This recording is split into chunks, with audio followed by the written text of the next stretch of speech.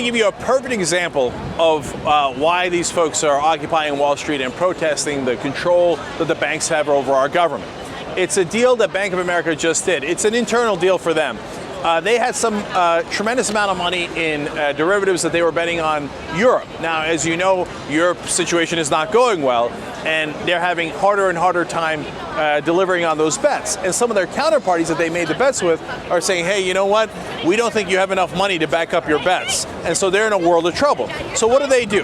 They say, hey, you know what? We'll take it from the portion of our bank that's mainly for investments and gambling, and we'll move it to the portion of the bank that has the depositor's money.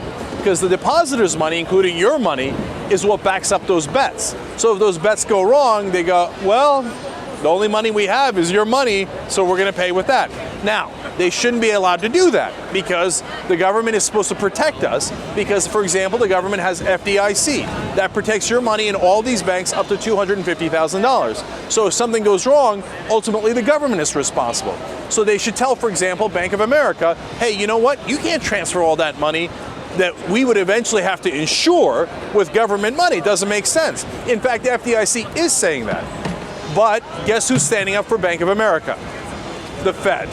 The Federal Reserve is disagreeing with the FDIC and has basically, in effect, already allowed Bank of America to transfer that money.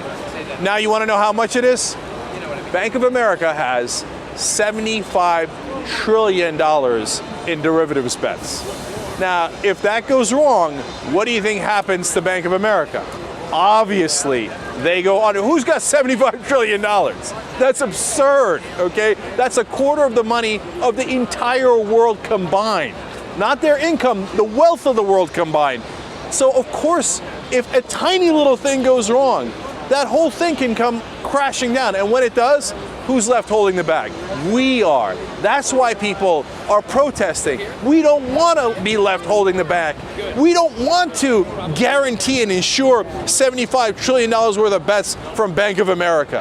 And by the way, JP Morgan, which claims to be a stable bank, and that they say that they should have less leverage in their bank, they have $79 trillion worth of derivatives bets, and 99% of that is backed up by depositor money. So this whole thing is a scam on you. You're depositing money that they are betting with, and then even if it crashes, it comes out of taxpayers' pockets. It's not that we're against banks in general. It's not that we're against capitalism in general. We're just against using crony capitalism to make bets with our money. And if you win, you keep it and you get your yachts and mansions. If you lose, we pay the bills. Conservatives should hate that. Liberals should hate that.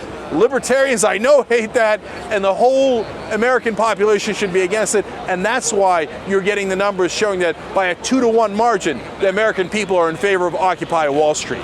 That's the thing that they hate, and that is unjustifiable.